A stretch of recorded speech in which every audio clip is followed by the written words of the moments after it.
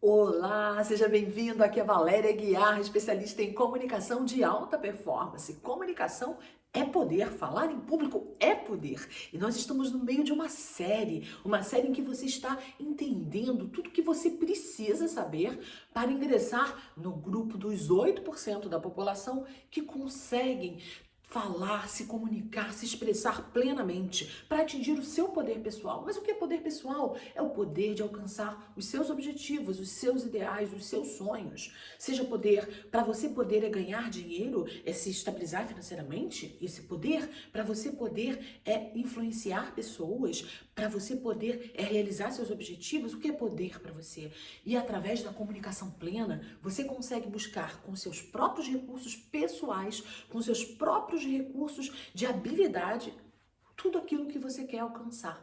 Você tem todos os recursos e é isso que você está agora aprendendo a desenvolver. E no episódio de hoje, você vai entender o que te causa medo. Você vai conhecer as 5 causas do teu medo. E você vai perceber o que você precisa, no final do vídeo, você vai saber o que você precisa fazer para vencer o que te causa medo e poder estar pronto para conquistar a comunicação plena. Combinado? Então não vamos perder tempo, vamos diretamente à primeira causa do teu medo. O medo, em muitas pessoas, nasce, tem origem em alguma crença, em alguma coisa que aconteceu lá no passado, em especial quando era criança, até os 7 anos, então é marcante isso, e que aquilo ficou gravado na tua mente, na tua memória, como sendo um paradigma, como sendo uma crença, praticamente uma crença. Você acredita que aquilo é uma verdade universal. E essa crença, ela é quase que imperceptível para você, ela está no nível do inconsciente. Você faz isso sem nem perceber. Você acredita que aquilo é verdade. Vou te contar uma história. Quando eu era pequena, o meu pai era operário numa fábrica de cimento.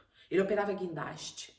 E ele trabalhava em 4 turnos diferentes. Às vezes de meia-noite às 8 da manhã, na outra semana de 8 da manhã ao meio-dia, na outra semana de meio-dia às 6 e na outra de 6 à meia-noite.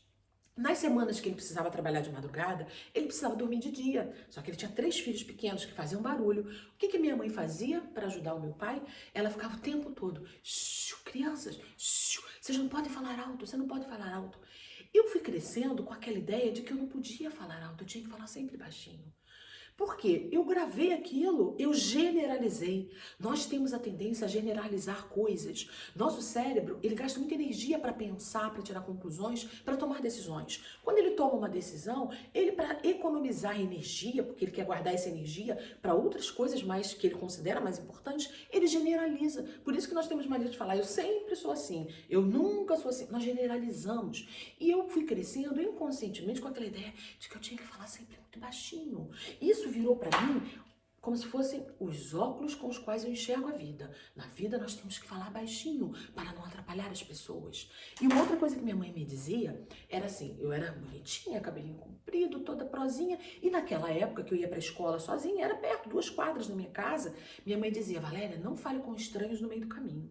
Por quê? Tinham surgido várias notícias de que existia um sequestrador de crianças que violentava as meninas. E minha mãe, com medo, tinha as razões dela, dizia: evite falar estranhos. E praticamente ela definiu o perfil dos perigosos. Olha, geralmente os estupradores são homens mais velhos, então evita, você não tem que falar. E eu fui crescendo achando que eu não tinha que falar com os estranhos, mas minha mente generalizou, não podia falar com estranho nenhum para me proteger. E aí ia gerando o meu medo de falar em público. Isso acontece muitas vezes com as pessoas que têm medo hoje em dia. Alguma coisa que ouviu no passado e generalizou, não necessariamente ligado ao falar, ou pode ser, mas generalizou e trouxe para a vida adulta, acreditando que aquilo é uma verdade universal. Passou a enxergar aquela verdade só sob essas lentes, quando na verdade aquilo foi generalizado e aquilo não serve mais para a vida adulta. Então pense bem se na tua vida o que te causa medo inconscientemente não é algo que você ouviu lá na infância e você traz para a vida atual nem sem nem perceber. É ao perceber que você não precisa mais daquele medo, ele não tem mais utilidade para você, descarte, porque ele está sabotando você. Essa é a primeira causa de medo nas pessoas. A segunda causa de medo de falar em público nas pessoas está ligada a algum tipo de trauma ou bullying, ou alguma situação que a pessoa se sentiu envergonhada, se ficou traumatizada e na vida, na infância ou na adolescência, e trouxe isso para a vida adulta. E não serve mais. Por exemplo, eu quando entrei na quinta série, naquela época a quinta série era o primeiro ano do ginásio. Quando eu entrei para a quinta série, o meu professor de matemática era um senhor, o Renato, já era bem de idade, e por coincidência ele tinha o mesmo sobrenome que o meu, Aguiar. E eu tive muita empatia por ele e ele por mim. Então, assim, eu me interessei por aquilo que ele ensinava e eu achei até que eu fosse ficar muito boa em matemática, porque quando eu vi ele ensinar sobre equações e funções, ele tinha um jeito de ensinar que me cativava. E eu lembro perfeitamente de eu chegar em casa e falar, pai, o meu professor é um gênio, porque para mim equação, função, essas coisas eram genialidade, porque eu nunca tinha tido contato com aquilo. E meu pai falou, é mesmo, ele é um gênio, então aproveita, se você gosta, preste atenção. E resultado, eu só tirava nota 10. Quando eu tirava um 8, eu ficava até triste, porque era de 1 a 10 a avaliação. E eu ficava muito boa em matemática. No ano seguinte mudou o professor. E o novo professor tinha um estilo totalmente diferente. E eu lembro de ter feito uma pergunta que eu não tinha entendido. Ele falou, mas como é que pode você não saber isso? Aquilo me traumatizou de uma maneira que eu fiquei muito envergonhada. Até os meus colegas riram, sem maldade. Aí depois eu continuei com dúvida. Na segunda vez que eu fui criar coragem de perguntar de novo, ele falou, mas como é que pode? Você até agora não sabe isso? E os colegas riram. Aquilo me traumatizou muito. Se eu no primeiro ano, lá na quinta série, com o Renato, eu sentava na primeira fileira, eu comecei a sentar lá atrás, porque eu tinha vergonha e passei a não fazer mais pergunta. Minhas notas começaram a cair e pela primeira vez na vida eu fiquei quase em recuperação. E aí, no ano seguinte, voltou a ser o Renato, professor. Eu voltei a ter nota máxima. Eu entendia a forma que ele explicava e tinha coragem de perguntar. Ele nunca riu das minhas dúvidas. No outro ano, que voltou a ser o outro professor, eu voltei a ficar péssima em matemática e eu tive aulas com ele até o final. Resultado, passei a ter um problema, um trauma com matemática. Nem sei como eu passei no vestibular, tirei a nota mínima. Até hoje eu tenho umas dificuldadezinhas, embora eu faça conta muito bem.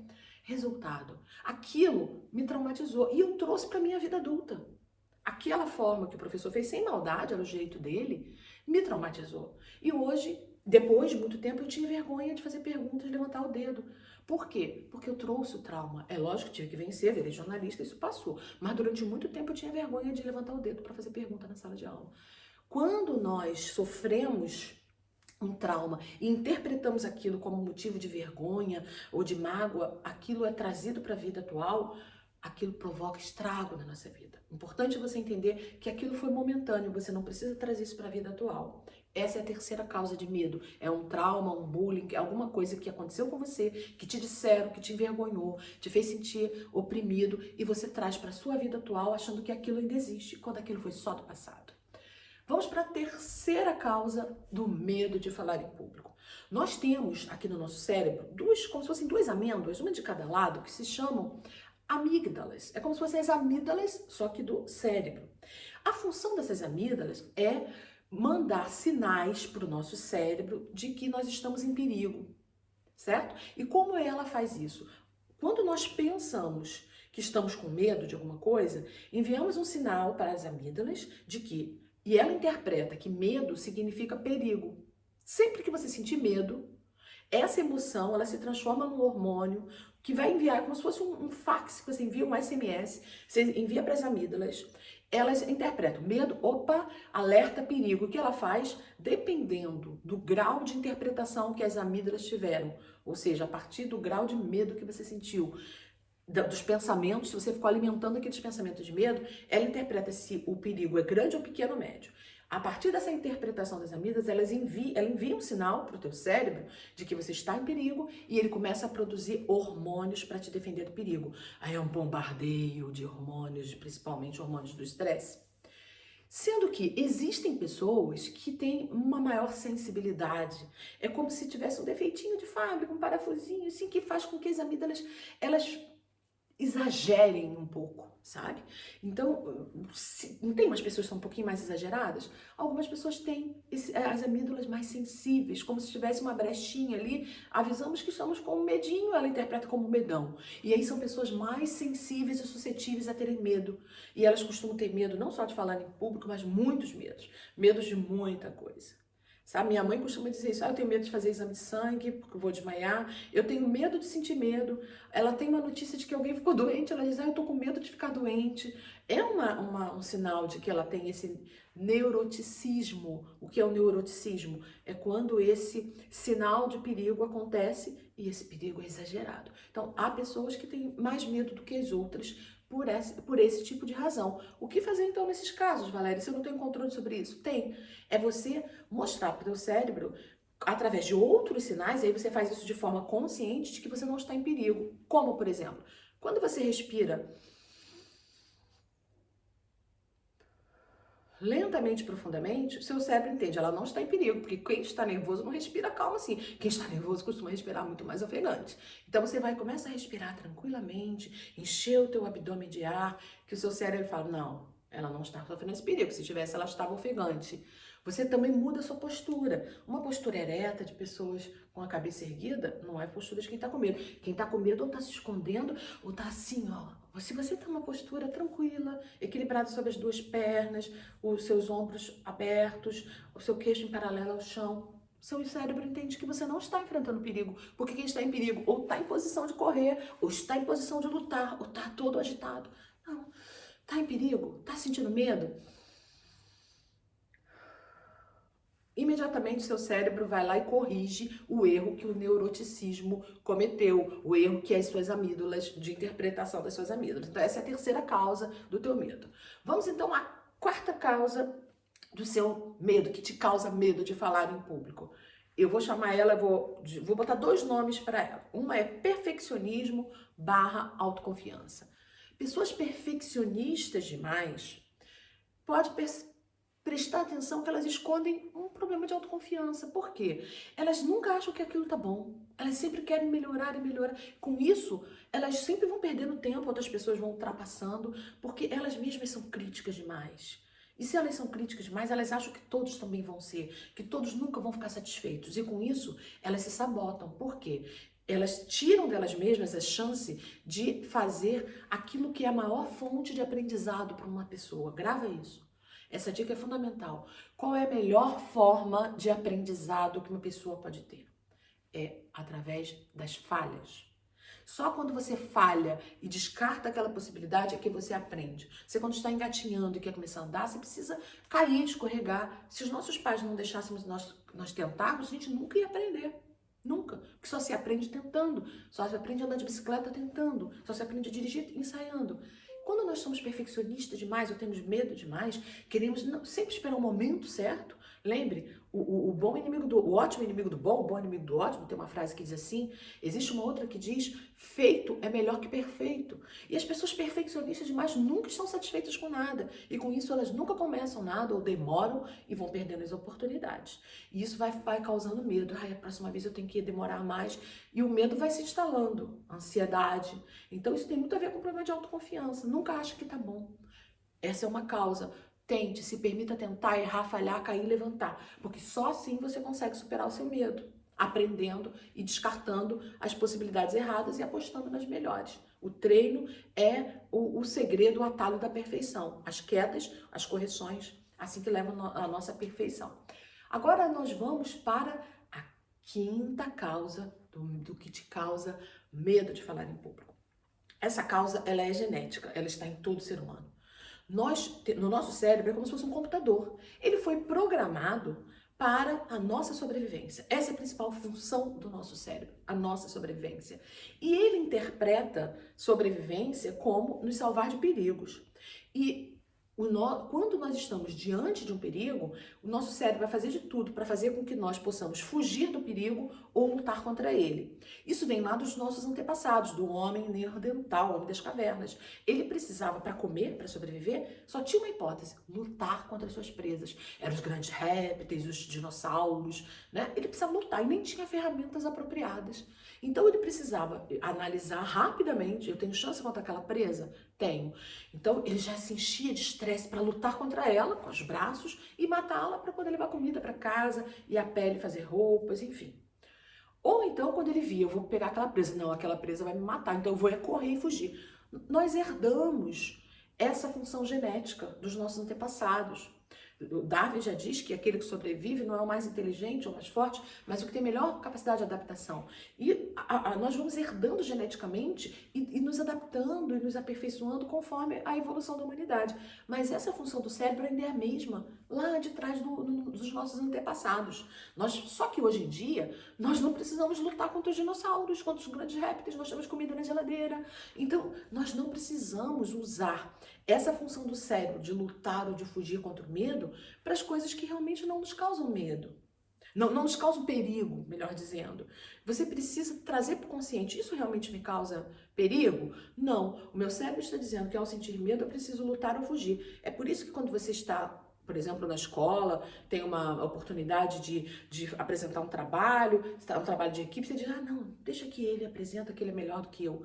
Porque você está sempre fugindo. É como o nosso antepassado que fugia do que te causava medo. E com isso você nunca aprende. Você sempre está fugindo, porque geneticamente teu cérebro está preparado, programado para te fazer fugir do que te causa perigo. E qual é o sinal que o cérebro recebe de que você está em perigo? Quando você sente medo e alimenta esse medo. O que alimenta o medo são os pensamentos. É normal vir o medo, mas se você alimenta, fica insistindo naquele pensamento, você está alimentando e dando força para o seu medo. Ao você perceber que você não precisa lutar contra a sua presa, não tem nenhum dinossauro aqui, você consegue aliviar o teu medo a partir do seu consciente. O medo é inconsciente. E aí você conscientemente diz, não, isso não me oferece. Por que falar em público me oferece perigo? Porque nós temos a mania de representar o perigo com uma imagem, né? O homem antigo era a imagem dos grandes répteis. O medo de falar em público, geralmente as pessoas descrevem como a plateia toda me encarando, eu ali no palco, ou eu ali na reunião, as pessoas todas me olhando. Será que aquelas pessoas vão te devorar? Aquelas pessoas vão te destruir? Não, elas querem te ouvir. Ao desmistificar o medo, você consegue equilibrar essa função do cérebro, porque quando o seu cérebro recebe lá a mensagem de que você está sofrendo perigo, e como ele recebe? Quando você tem pensamentos de medo, qualquer coisa, porque o seu cérebro ele não identifica se o medo é real ou imaginário. A partir do momento que você pensa, o seu cérebro ele não tem capacidade, o seu inconsciente, de distinguir se aquilo é verdade ou mentira, se aquilo está acontecendo agora no passado, se aquilo é real ou imaginário. A partir do momento que você pensa, é a mensagem que vai para o teu cérebro, entende? E se você pensou que está com medo de falar em público, que aquilo vai te causar algum tipo de mal, imediatamente vai o sinal para as amígdalas, que são aquelas duas amêndoazinhas que nós chamamos no cérebro, que avisa para o cérebro, olha, começa a bombardear a adrenalina, porque aquela pessoa ela está em perigo e precisa ou lutar ou fugir contra esse perigo. E aí é um bombardeio de adrenalina e outros hormônios do estresse, em especial a adrenalina. E essa adrenalina vai pela corrente sanguínea e vai fazendo um estrago na nossa vida. Ela vai fazendo com que a gente esteja pronto realmente para lutar ou para fugir. E essa adrenalina, geralmente, ela se concentra nos membros superiores e inferiores, nas pernas e nos braços. Por isso que você fica com a tremedeira nas pernas, por isso você fica sem saber como gesticular com as mãos, por isso que dá um branco na cabeça. Você não sente quando você precisa falar em público, às vezes dá um branco na tua cabeça? Por quê? Toda a tensão e a energia, o foco do seu cérebro está indo para os membros, para as mãos, para os braços, porque o teu cérebro acredita que você não precisa, você está em perigo. Você mandou um sinal para ele que está em perigo quando você sentiu medo e alimentou o pensamento do medo. Então ele acredita que quando você está em perigo, você não tem que usar o cérebro. Se você tem um dinossauro correndo atrás de você, você não tem que ficar lá com sua capacidade intelectual, você precisa de pernas e braços. E o cérebro bombardeia esses hormônios todos para as pernas e braços, percebe? Por isso que dá o branco, você perde a sua capacidade de raciocínio. É por isso que dá um enjoo no estômago, às vezes até dá vontade de vomitar quando você está com medo. Por quê? O seu cérebro entende que se você está em perigo, você não precisa comer, não é hora de comer. Eu tô aqui um dinossauro correndo atrás de mim, eu vou aqui fazer um lanchinho. Não, ele interrompe sua capacidade digestiva para concentrar todo o foco nas mãos e nas pernas. Se você pretende fugir, a concentração é nas pernas. Se você pretende lutar, é nos braços. Por isso que muitas vezes a comunicação é violenta, porque as pessoas acham que estão lutando contra as outras porque estão em perigo. Por isso que tem gente que diz assim, desculpem a expressão, eu me mijei toda, eu fiz xixi nas calças de tanto medo. Por quê? A capacidade urinária é interrompida. Os seus rins param praticamente de funcionar porque toda a atenção está nos braços e nas pernas, porque você precisa lutar contra o perigo, porque você está com medo. E o seu cérebro acredita que o medo é perigo. Por isso que tem gente que fala assim, eu me borrei todo. Eu me borrei todo. Por quê? Porque o intestino parou, porque você não precisa, quando você está com medo, ali não é hora do intestino ficar ali trabalhando, é hora de você lutar e nada mais importa a não ser vencer o que te causa perigo. E tudo porque você alimentou um pensamento de medo. Ah, Valéria, mas eu não controlo. Aí é que tá, você pode controlar sim. Você pode fazer isso de forma consciente. Qual o primeiro passo? Você precisa primeiro identificar as causas do teu medo. Já trouxe isso para o consciente? Porque isso tudo funciona no nível do inconsciente. Trouxe. Ok, é o primeiro passo para vencer o teu medo, é você desvendá-lo, desmistificá-lo, você reconhecer que tem esse medo. Primeira coisa, porque o medo se alimenta de mistério, quanto mais escondidinho ele fica, as causas dele, melhor para ele. Mas não, você descobriu que começou lá no passado, que ele não serve mais para você. Você descobriu as causas do teu medo. Opa, dei o primeiro passo. Beleza? Agora você já sabe que você precisa controlar a tua respiração, você precisa controlar a tua postura para sinalizar para o teu cérebro de que você não está passando por um perigo, não tem nenhum dinossauro correndo atrás de você, certo? E começar a perceber, a partir do primeiro momento que veio o pensamento do medo na tua cabeça, eu estou imaginando, eu vou ter que falar em público, eu já me vejo sentindo medo, eu estou com medo de sentir medo, não é assim que acontece às vezes? Eu já acho que eu vou ficar ali no palco, ou na reunião, ou no vídeo, toda sem graça, eu já penso que eu vou falhar. Ou então eu já imagino as pessoas me julgando, rindo de mim, as pessoas me criticando, eu já acho que eu não vou ser competente o suficiente, que vai ter alguém na plateia que sabe mais do que eu, ou que vai me fazer uma pergunta que eu não vou saber responder. Vem um monte de pensamento negativo. Aquelas pessoas estão ali porque querem te ouvir. Não tem ali nenhum inimigo, não tem ali nenhum dinossauro, não tem ninguém ali falando, tô sentada aqui torcendo pra ela falhar. Tô aqui, vamos lá, bora, erra agora. Não tem ninguém torcendo contra. Mas é essa imagem que vem na nossa cabeça, como se tivesse um carrasco pronto para botar nossa cabeça na guilhotina se nós falharmos. Se nos primeiros 5 segundos que esse medo vier na tua cabeça, você combatê-lo com pelo menos mais 5 pensamentos positivos, esse medo se enfraquece.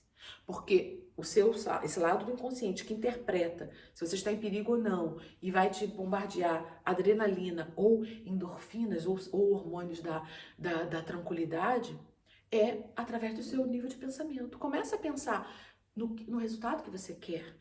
Eu vou conseguir, as pessoas me aplaudindo, eu realizo meus sonhos. Ou se você vem e transforma, eu estudei muito, eu já sei o assunto bem, essa é uma grande oportunidade. Transforma o pensamento negativo, combate ele, até ele enfraquecer.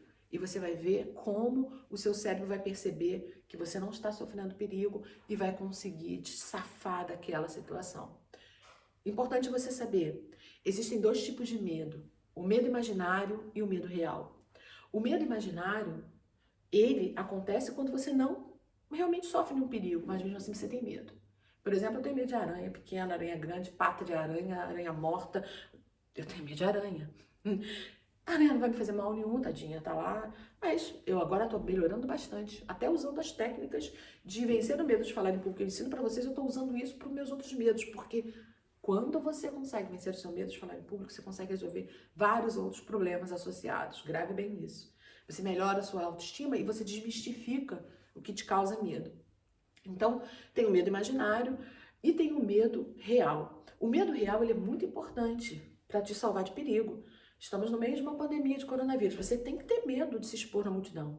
Você tem que ter medo de sair sem máscara. Você tem que ter medo de estar perto de uma pessoa que está tossindo. Você tem que ter, porque aquilo vai te proteger. Se você não tiver medo, você não consegue se safar da situação. Então, o medo real ele é muito importante. Nós estamos programados geneticamente para ter medo, porque isso é importante para a nossa sobrevivência.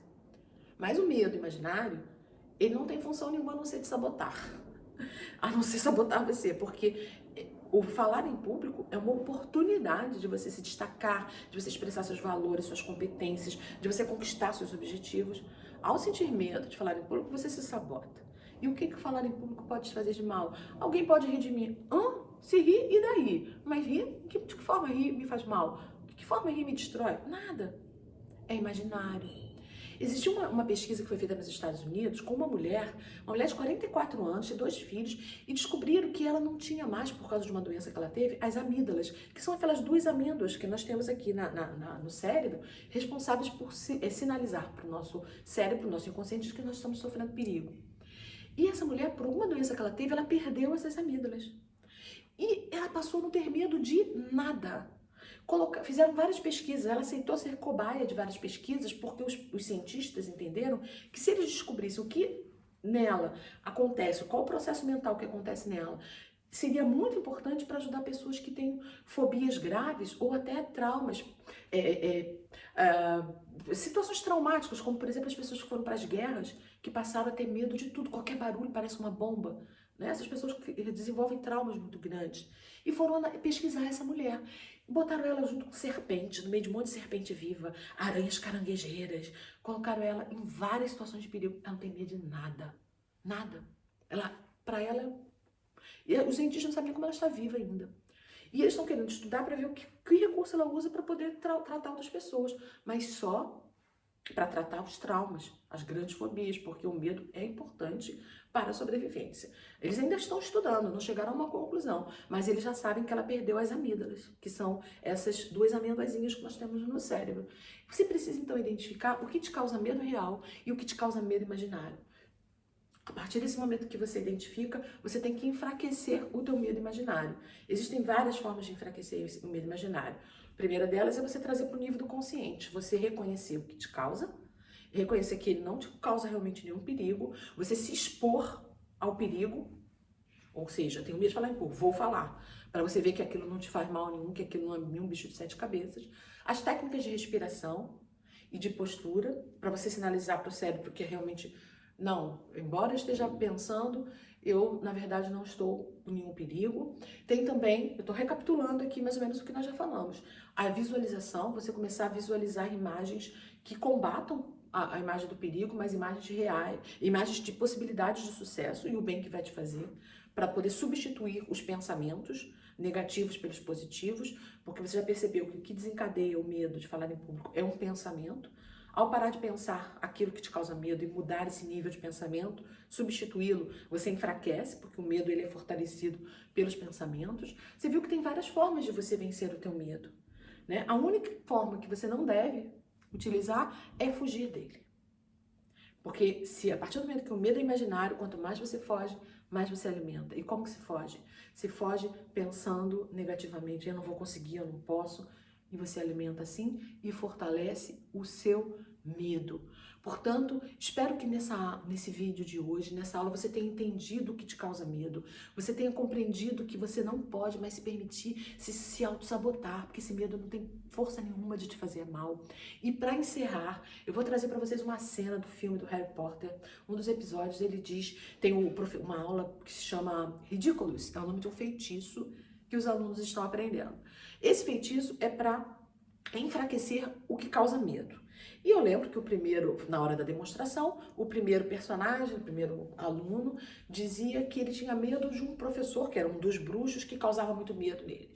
E aí o orientador falou assim, olha, você vai então pensar agora que o professor está aqui diante de você. Como você imagina ele? Apareceu ele grande, todo negro, com uma cara horrível. Era a forma que ele via o medo dele. Agora você vai ridicularizar essa imagem.